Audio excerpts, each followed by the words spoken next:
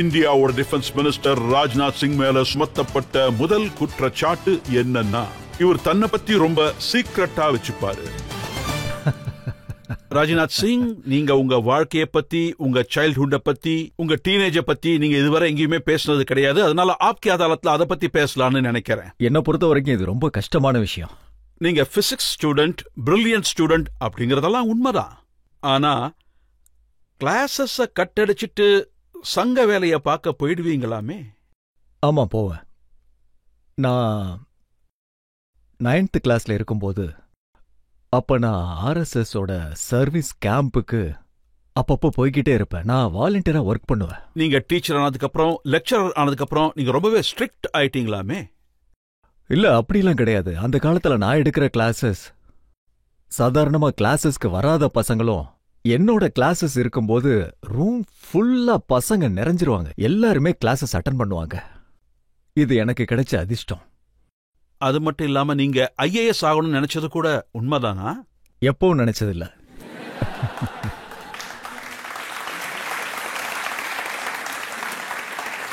நான் IAS ஆகணும்னு நினைக்கல. ஆனா என் மனசுல ஒரு ஆசை இருந்தது. அதாவது ஆர்மிக்கு போகணும்னு ஆசை. நான் அந்த டைம் NDAன்னு ஒரு எக்ஸாம் இருக்கும், அதையும் எழுதியிருந்தேன். ஆனா நான் எக்ஸாம் எழுதினதும் அந்த டைம்ல தான் எங்க அப்பாவும் இறந்திருந்தாரு. அப்போ அந்த நிலைமையில இருந்ததுனால என்னால ப்ரொசீட் பண்ண முடியல. அதுக்கப்புறம் MSc பண்ணேன். அப்போ யூனிவர்சிட்டியில இருந்த வைஸ் சான்சலர் PT சாண்டின்னு ஒரு ப்ரொஃபசர். அவருக்கு நான்னா ரொம்ப பிடிக்கும். நான் போராட்டங்கள்லையும் கலந்துக்குவேன். அதோட எப்பவும் எக்ஸாம தள்ளி வைங்க அப்படின்னு யூனிவர்சிட்டி அட்மினிஸ்ட்ரேஷன்ல எப்பவும் ப்ரெஷர் பண்ணதே இல்லை. அதனால நான் அவங்களுக்கு ரொம்பவே பிடிக்கும். அப்ப நான் ஃபர்ஸ்ட் டிவிஷன் ஸ்டூடெண்டா இருந்தேன். அவங்க தான் சொன்னாங்க, நீ MSc பண்ணதுக்கு அப்புறம் யூனிவர்சிட்டியில இருக்க வேண்டான்னு. அப்ப நான் நிறைய போராட்டங்கள் பண்ணிக்கிட்டு இருந்தேன். அப்புறம் நான் அப்ளை பண்ணேன் KV போஸ்ட் கிராஜுவேட் காலேஜில் பிசிக்ஸ் லெக்சரர் ஆனேன். ஆனா இத கண்டிப்பா யாரும் யோசிச்சு பார்த்திருக்கவே மாட்டாங்க. எந்த சின்ன பையன் ஆர்மிக்கு போகணும்னு நினைச்சானோ அவனே நாட்டுக்கு டிஃபென்ஸ் மினிஸ்டர் ஆவான்னு. நானும் இப்படி நடக்கும்னு நினைச்சு கூட பார்த்ததில்ல. இன்னொரு விஷயம், எமர்ஜென்சி டைம்ல நீங்க அந்த டைம்லயே நீங்க பெரிய லீடர் ஆயிட்டீங்களாமே? அந்த டைம்ல நான் லெக்சரரா இருந்தேன். 21 இயர்ஸ் ஓல்ட்ல 21 வயசுல பிசிக்ஸ் லெக்சரர் ஆயிட்டேன். அதோட கொஞ்சம் பொலிட்டிக்கலி ஆக்டிவாவும் இருந்தேன். நிறைய போராட்டங்கள்ல நான் பங்கேற்றுக்குவேன். அதோட சேர்த்து RSSலயும் என்ன மூமெண்ட்ஸ் நடந்தாலும் என்ன நடந்தாலும் நான் கலந்துக்குவேன் அதுல. அப்புறம் எல்லா பொலிட்டிக்கல் பார்ட்டிஸும் டிஸ்ட்ரிக்ட் லெவல்ல ஒன்னா சேர்ந்து எப்பி மூமெண்ட்ல என்ன கன்வீனர் ஆக்கிட்டாங்க. அப்ப நான் அங்க இருந்த எல்லாரை விட ரொம்ப எங்கானவன். அந்த கூட்டத்துல எல்லாரை விட நான் தான் சின்ன பையன். ஆனா பொறுப்பை என்கிட்ட தான் கொடுத்தாங்க. அப்புறம் மூமெண்ட் ஆரம்பிச்சதுக்கு அப்புறம் நான் 18 மாசம் வரைக்கும் ஜெயிலே இருந்தேன். 17 மாசம் 18 மாசம் ஜெயில தான் இருந்தேன். அப்போ அந்த வயசுல ஜெயில இருந்தேன். 30 வயசுல ஜெயில தான். எப்படி அரெஸ்ட் பண்ணாங்க? நான் அப்பதான் எனக்கு கல்யாணம் ஆயிருந்தது. அந்த டைம்ல நான் வீட்டுல இருந்தேன்.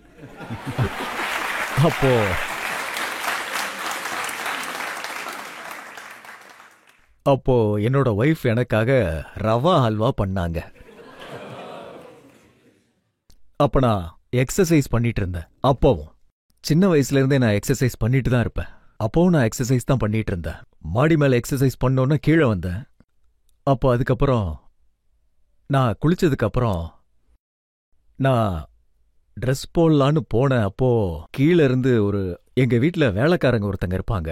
அவரு ஓடி வந்து, நிறைய போலீஸ் வண்டிகள் வந்துகிட்டு இருக்கு. அப்போ அந்த டைம்ல போலீஸா இருந்தவர் மிஸ்டர் உபாத்யாய். அவரு வந்தாரு, டெபுட்டி எஸ்பியும் வந்தாரு. அவங்கெல்லாம் உங்களை தான் கேட்கறாங்க சார் அப்படின்னு சொன்னாங்க. அப்பயே புரிஞ்சிருச்சு என்ன அரெஸ்ட் பண்ணதான் வராங்கன்னு.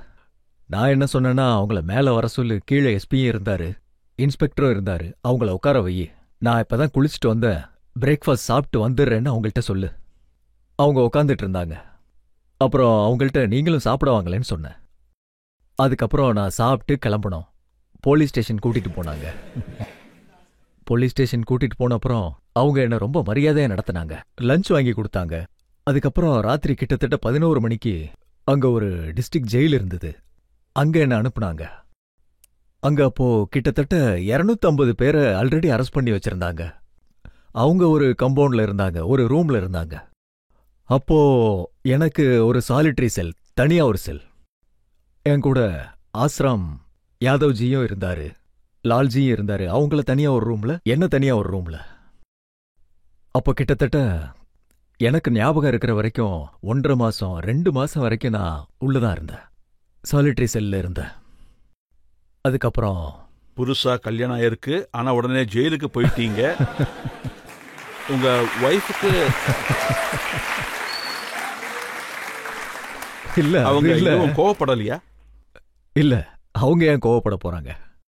என் ஒய்ஃப்க்கு ஏற்கனவே எல்லாம் தெரியும். இதுவரைக்கும் என் வாழ்க்கையில என் ஒய்ஃப் மேல எந்த கம்ப்ளைண்ட்டும் இல்ல. என் ஒய்ஃபை பத்தி என்கிட்ட கேட்டீங்கன்னா அவங்க மேல எனக்கு பெரிய மரியாதையே இருக்கு.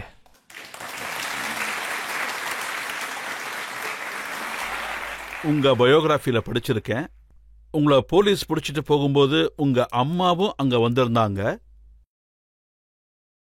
இல்ல இல்ல, அப்ப நடந்தது கிடையாது. நான் இது தனியா இருந்ததுக்கு அப்புறம் என்னாச்சுன்னா, இவரை இந்த ஜெயில வச்சிருக்க வேண்டாம், சென்ட்ரல் ஜெயிலுக்கு அனுப்பிடலான்னு சொன்னாங்க. ஏன்னா அந்த பக்கத்துல இருந்து 250 பேரு இங்க நானும் முழக்கம் இட்டுட்டு இருந்தேன் கவர்மெண்ட்டுக்கு எதிரா. இந்த பக்கத்துல இருந்து நான் ஒன்னு சொல்லும் போது அங்க இருந்து 250 பேரும் பதில் கொடுப்பாங்க.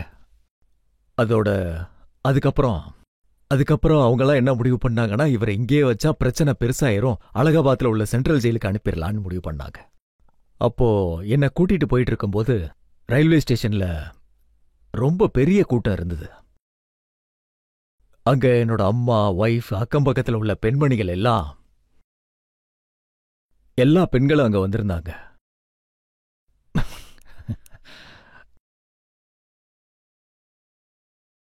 அதுல எங்க அம்மாவும் இருந்தாங்க. எங்க அம்மா என்ன பார்த்துட்டாங்க. நான் போலீஸ்க்கு நடுவுல இருந்தேன். என்ன வேணாலும் நடக்கட்டும், அவங்க கிட்ட மன்னிப்பு மட்டும் கேட்காதன்னு சொன்னாங்க. வாழ்க்கை முழுசா ஜெயில இருந்தாலும் பரவாயில்ல, நான் பாத்துக்கிறேன்னு சொன்னாங்க.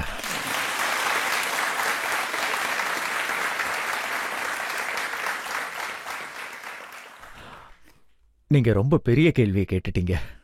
எனக்கு ரொம்ப கஷ்டமா இருந்தது. அந்த டயத்துல நீங்க ஜெயிலுக்கு போக வேண்டி வந்தது. ஆனா அந்த நேரத்துல உங்க குடும்ப நிலைமையான அது ரொம்ப கஷ்டத்துல இல்ல. என்னோட மனைவி அவங்க அம்மா வீட்டுக்கு போயிட்டாங்க. அங்க போனதும் அங்க ஒரு காலேஜில் லெக்சரர் ஆனாங்க, பொலிட்டிக்கல் சயின்ஸ் லெக்சரர் ஆனாங்க. அப்புறம் எமர்ஜென்சி முடிஞ்சு 1 வருஷம் ஆகுது, இன்னும் 1 வருஷத்துல எல்லாத்தையும் விட்டுருவாங்கன்னு சொன்னாங்க. ஆனா அதுக்குள்ள என்னோட கசின் ஒருத்தர் இருக்காரு, காசிப்பூர் போஸ்ட் கிராஜுவேட் காலேஜில் மேத்தமெட்டிக்ஸ் லெக்சரர். அவர்கிட்ட எங்க அம்மா கேட்டிருக்காங்க. அவரோட பேர் ஸ்ரீ விஜய் சிங். அவர்கிட்ட கேட்டிருக்காங்க, 1 வருஷம் ஆயிடுச்சு, இன்னும் ராஜ்நாத் சிங் வரலையே அப்படின்னு. அப்ப அவரு இல்லம்மா, இல்ல பாட்டி, பாட்டின்னு சொல்லுவாரு அவரு. இன்னும் 1 வருஷம் எக்ஸ்டெண்ட் பண்ணிருக்காங்க, இன்னும் 1 வருஷம் ஆகும். அப்ப எங்க அம்மாக்கு பிரெயின் ஹெமரேஜ் ஆச்சு. அவங்க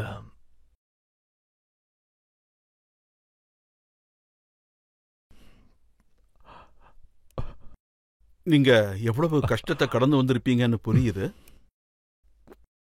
ஹாஸ்பிட்டல்ல இருந்தாங்க, 27-28 நாள்ல இறந்துட்டாங்க. எமர்ஜென்சி முடிஞ்சதுக்கு அப்புறம் நீங்க திரும்ப வந்ததுக்கு அப்புறம் அரசியல நீங்க எடுத்த முதல் அடி அதுதானா? அப்புறம் நான் என்ன சொல்றது, அப்புறம் 3 ரூம் இருக்கிற மாதிரி ஒரு வீடு எடுத்து நான் ரெண்டுக்கு தான் இருந்தேங்க. அப்புறம் காலையில சாயங்காலம் ராத்திரி வந்திருந்தாங்க. அடுத்த நாள் பேண்ட் ஷர்ட்லாம் போட்டுக்கிட்டு நார்மலா போடுற ட்ரெஸ்ஸை போட்டுக்கிட்டு டீ குடிச்சிட்டு இருந்தேன். ஒரு பெங்காலி ஃபேமிலியும் அங்க இருப்பாங்க.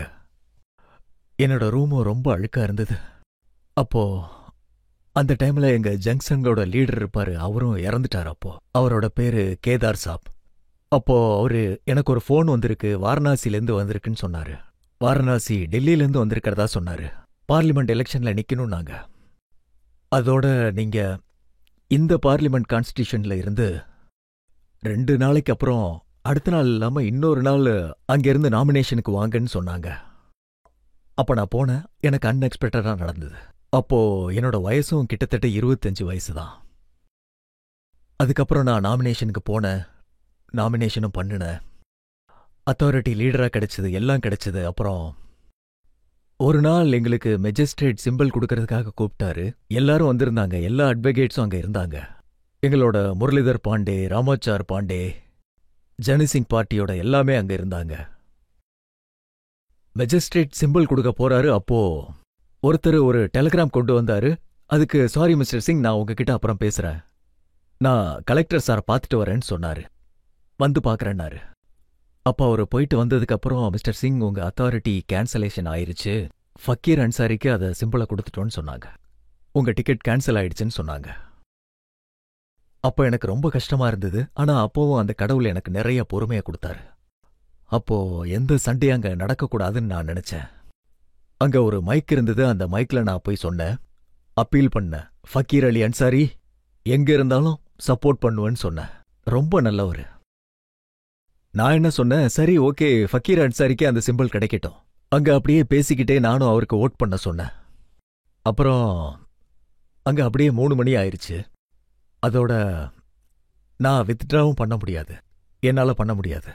அப்போ மெஜிஸ்ட்ரேட் உங்க சாய்ஸோட ஏதாவது சிம்பிளை எடுத்துக்க சொன்னாரு. எனக்கு எந்த சாய்ஸும் இல்லைன்னு சொன்னேன். ஆனா நான் மக்கள்கிட்ட அப்பீல் பண்ணேன்.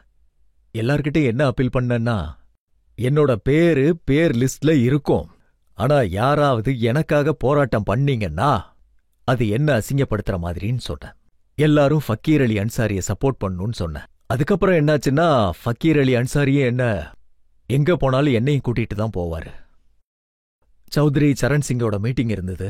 சௌத்ரி சரண் சிங் மீட்டிங்ல என்னையும் அங்க கூப்பிட்டாங்க. அந்த டைம்ல என்னையும் கூப்பிட்டாங்க. அப்போ பெரிய கிரௌட் அங்க இருந்தது. 50,000, 60,000, 70,000 பெரிய கிரௌட் இருக்கும்.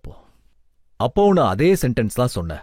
என்னோட பேரு லிஸ்ட்ல இருக்கும், ஆனா எனக்காக யாராவது போராட்டம் பண்ணீங்கன்னா என்ன அசிங்கப்படுத்துற மாதிரி தான் நினைச்சேன். ஆனா நார்மலா லாஸ்ட் மினிட்ல டிக்கெட்டை கேன்சல் பண்ணி அதை வேற யாருக்காவது கொடுத்தா யாருக்குமே கோவம் வரும். உங்களுக்கு வரலையா? இல்ல, கஷ்டமா தான் இருந்தது. ஆமா, உண்மைதான், கஷ்டமா தான் இருந்தது எனக்கு. சின்ன வயசுல இருந்தே நான் கொஞ்சம் சென்சிட்டிவா இருப்பேன். ஆனா கடவுள் எனக்கு ரொம்ப பொறுமையா கொடுத்தாரு. கடவுளோட கருணை இருக்கு, அவ்வளவுதான். கடவுளோட அருளால தான் நான். சரி, நீங்க முதல் முறை எப்ப எம்எல்ஏ வானீங்க? 77ல. அதுவும் சௌத்ரி சரண் தான் எனக்கு சிம்பிள் வாங்கி கொடுத்தாரு, ஜனசங்ல இருந்து. ஏன்னா அவரோட மீட்டிங்ல நான் ப்ரொசைட் பண்ண 2-3 நிமிஷம் நான் பேசினேன். ஆனா அங்க டேக் ஆஃப் பண்ண அப்புறம் நான் லக்னோ போனேன். அங்க மாதவ் யாதவ் திரிபாட்டி இருந்தாரு. அந்த டைம்ல அவர் தான் எங்களுக்கு லீடரா இருந்தாரு அங்க. அப்ப அவர் என்ன சொன்னார்னா, ஜனசங்க வாசிகளே ஒரு டிக்கெட் ஏன் தரப்புல இருந்து அந்த பையன் ராஜ்நாத்துக்கு கொடுங்கன்னு சொன்னார். ஆனா இங்க 4 மாசத்துக்கு அப்புறம் அசம்பிளி எலெக்ஷன் நடக்கும்போது, இங்க கொடுக்கும்போது விஸ்ராம் சிங் யாதவ் சிட்டிங் எம்பியா இருந்தாரு. அவங்க நேம் கொடுத்தாங்க. ஆனா டெல்லி வந்ததுக்கு அப்புறம் சௌத்ரி சரண் சிங் என்ன சொன்னார்னா, ஜனசிங் ஆளுங்களுக்கு ஒரு டிக்கெட் கொடுக்க மாட்டீங்களா? அப்ப அவர் நேம கேன்சல் பண்ணிட்டு ஏன் நேம போட்டார். நான் எம்எல்ஏ ஆயிட்டேன். ஆனா உங்களை பத்தி ரிசர்ச் பண்ணும்போது இன்னொரு விஷயமும் தெரிய வந்துச்சு. நீங்களும் ஒருத்தரோட பேரை கேன்சல் பண்ணீங்களாமே? எங்க? நீங்க பிஜேபியோட நேஷனல் லீடரா இருக்கும்போது நீங்க உங்க மகனோட டிக்கெட்டை கேன்சல் பண்ணிட்டீங்க. ஓ, அது என்னாச்சுன்னா 2007ல உத்தரப்பிரதேசத்தோட அசம்பிளி எலெக்ஷன் நடந்துச்சு. அப்போ ஸ்ரீ கல்யாண் சிங் இப்போவும் இருக்காரு. அவரு பெரியவர், சீனியர் லீடர். கல்லாஜி மிஸ்ரா, ராஜஸ்தானோட கவர்னர், இவங்க எல்லாரும் வாரணாசியோட கான்ஸ்டிடியூன்சிக்காக என் மகன் பங்கஜோட பேரை சஜஸ்ட் பண்ணாங்க. அப்ப நான் எலெக்ஷன் கமிட்டியோட சேர்மன் நான் தான், பார்ட்டியோட லீடரும் அப்ப நான் தான். அடல்ஜி, அத்வானிஜி 2 பேருமே என்னோட அக்கம் பக்கம் இருப்பாங்க. அப்ப நான் அதை ரெஃப்யூஸ் பண்ணிட்டேன். என் கையால என் மகனுக்கு டிக்கெட் கொடுக்க மாட்டேன்னு நான் சொல்லிட்டேன். அடல்ஜி அவரோட ஸ்டைல்ல பேசுவாரு. அவர் என்ன சொன்னார்னா, என்னோட டிசன்ட் நோட் பண்ணிக்கங்க, எலெக்ஷன் கமிட்டி இவன் சொல்றத நான் ஒத்துக்க மாட்டேன்னு சொன்னேன். அத்வானிஜியும் சொன்னாங்க, எல்லாருமே இதையே சொன்னாங்க. அப்புறம் அனந்த்குமார்ஜி, அவரு என்னோட கொலிக், எலெக்ஷன் கமிட்டிலையும் செக்ரட்டரியா இருந்தாரு. அப்போ அவர் போங்க போய் அனௌன்ஸ் பண்ணுங்கன்னாரு. அனௌன்ஸ் பண்ணாங்க. சாயங்காலம் வீட்டுக்கு போனேன். அப்போ பங்கஜ் வந்து என் காலை தொட்டான ஆசீர்வாதம் பண்ணல. ரொம்ப கஷ்டப்பட்டான். அவங்க அம்மா கிட்ட போய் சொன்னா. அவங்க அம்மா வந்து என் கூட சண்டை போட வந்தாங்க. ஒரு விஷயம் நான் தெளிவா சொல்லிட்டேன், மகனுக்கு என் கையால சிம்பிள் கொடுக்க மாட்டேன்னு சொன்னேன். எல்லாரும் சமம்தான் சொன்னேன். பங்கஜ் அதுக்கப்புறம் வந்தான். ரொம்ப நல்லா ஒர்க் பண்ணான். அவனை அதுக்கு பாராட்டி தான் ஆகணும். பொறுப்பா வேலை செஞ்சான் அவன். அப்பா உங்களுக்கு விருப்பம் இல்லைன்னா நான் எலெக்ஷன்ல நிக்க மாட்டேன்னா. அப்போ அவன் கண்கள்ல கண்ணீர் இருந்தது. எல்லாம் உங்க விருப்பம் தான்ப்பா அப்படின்னு சொன்னான்.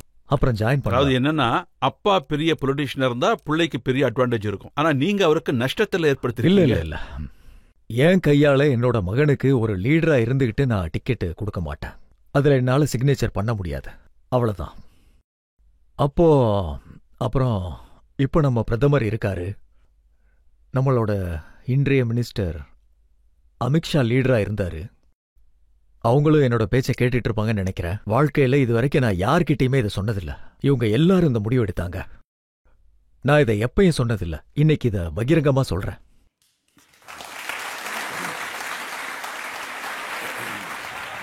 நான் பார்த்த வரைக்கும் பிரைம் மினிஸ்டர் நரேந்திர மோடிஜி உங்க சின்ன பையன் நீரஜ், அவருக்கு இவர் ஒரு சர்டிபிகேட் இஷ்யூ பண்ணிருக்காரு.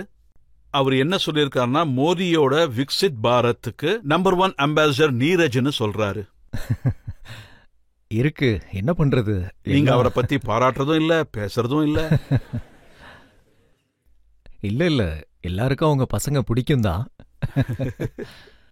ரொம்ப நல்ல விஷயம். அதுவும் சோசியல் பொலிட்டிக்கல் மேட்டர்ஸ்ல எப்பவும் ஆக்டிவா. அவர் பண்ண வேலைக்காக மோடிஜி நிறையவே பாராட்டி இருக்காரு. ஒரு வாரத்துல 50,000 அம்பாசிடர்ஸ் அவர் உருவாக்கி இருக்காருன்னு சொல்லியிருக்காரு. அத நானும் கேள்விப்பட்டேன்.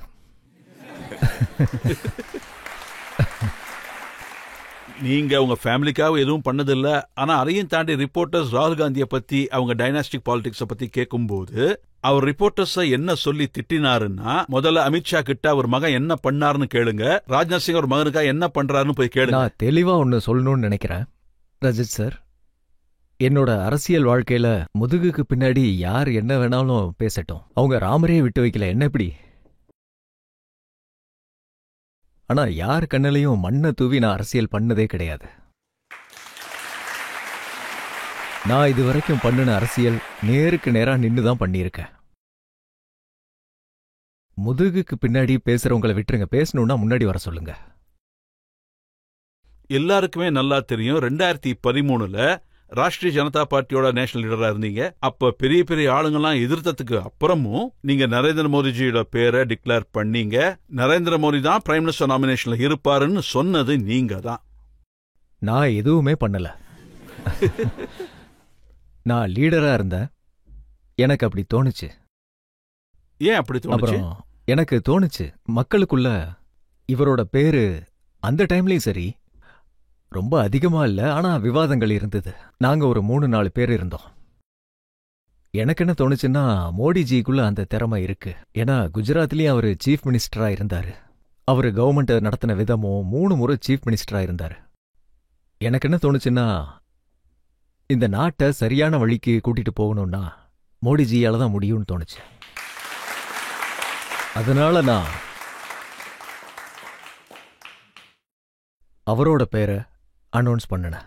அப்ப நீங்க யோசிச்சு பார்த்ததுண்டா, 10 வருஷத்துக்கு அப்புறம் நரேந்திர மோடி வேர்ல்டு மேப்ல இருப்பாரு, உலகத்தோட பெரிய லீடர்ஸ்ல இவர் பேரும் இருக்கும், இந்தியா இவ்வளவு பலமாகும், இவர் இவ்வளவு பாப்புலர் ஆவார்னு நினைச்சீங்களா? கூட இருக்கிறவங்கள்ட்ட வேணாலும் இது நீங்க கேட்டு பாருங்க. மோடிஜிக்கு கூட இது தெரியாது.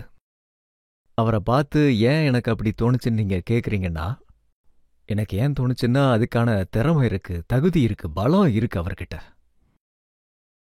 சாமர்த்தியமானவரு, பலமானவரு, நாட்டை சரியான வழிக்கு கொண்டு போக முடியும், இவர் இருந்தா எல்லாம் நடக்கும் அப்படின்னு எனக்கு தோணுச்சு. எனக்குள்ள மனசுக்குள்ள அது தோணுச்சு. இப்ப நான் உறுதியா சொல்லுவேன், அந்த டைம்ல நான் நினைச்சது சரியான விஷயம். என் கூட 2 பேர் இருப்பாங்க, அவங்க உங்களுக்கும் தெரியும் நல்லாவே. நான் சொல்றது சரியா இல்லன்னு அவங்க கிட்டயே போய் கேளுங்க. அதுக்கப்புறம் நான் கோவால எலெக்ஷன் மேனேஜ்மெண்ட் கமிட்டியோட சேர்மனா இருந்தேன். அதுக்கப்புறம் நான் லீடரா இருந்ததுனால அருண் ஜேட்லி சார் மற்ற விஷயங்கள்லாம் பார்த்துக்கிட்டாரு. அப்போ ஒரு மீட்டிங் நடந்துச்சு, பெரிய ஈவெண்ட் அது. கிட்டத்தட்ட 5000-6000 பேர் இருந்தாங்க. அதுல மோடிஜி பேசுறதுக்கு அவரை கூப்பிட்டாரு. நார்மலா லீடர் தான் அப்போ பேசுவாங்க.